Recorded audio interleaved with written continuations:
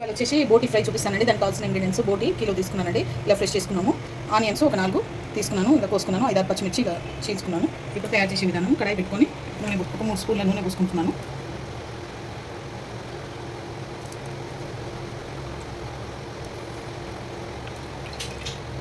Onion పచ్చిమిర్చి వేసేసుకోవాలి. ఇవి వేగాలన్నమాట, కొంచెం బ్రౌన్ కావాలి. పెట్టేసుకోవాలి. ఓకేనండి, బ్రౌన్ అయ్యాయి. ఇప్పుడు దీంట్లో పసుపు అల్లం వెల్లిపాయ సగం చెంచా పసుపు వేసుకుంటున్నాను. అల్లం వెల్లిపాయ 1 స్పూన్ వేసుకుంటున్నాను. సాల్ట్ వచ్చేసి 2 స్పూన్లు వేసుకుంటున్నాను. బాగా కలుపుకోవాలి. ఇది బాగా కలిపేసుకొని ఇప్పుడు బోటీ వేసేసుకోవాలి. దీంట్లో వేసుకొని బాగా కలుపుకోవాలి. కారం వేసేసుకోవాలి. ఇప్పుడే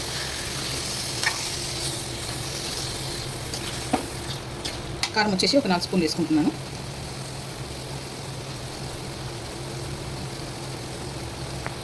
కలుపుకొని కొంచెం మగ్గాలి. మగ్గినాక వాటర్ పోసుకోవాలి. ఒక 5 మినిట్స్ మగ్గాలి.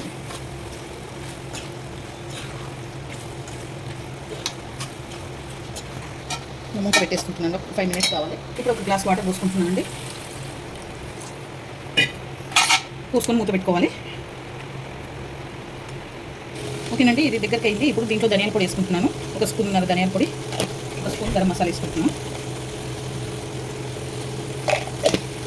కొత్తిమీర, ఒక కట్ట కొత్తిమీర వేసేసుకుంటున్నాను. ఓకేనండి, కలుపుకొని ఇక దించుకోవాలి. బోటీ ఫ్రై రెడీ అయిపోయిందండి. ఈ వీడియో కనుక నచ్చితే లైక్ చేయండి, షేర్ చేయండి, కామెంట్ చేయండి, సబ్స్క్రైబ్ చేయండి. చాలా బాగుంటుంది. మీరు కూడా ట్రై చేయండి. రోటీస్ కానీ, రైస్లో కానీ అన్నింటిలో చాలా బాగుంటుంది.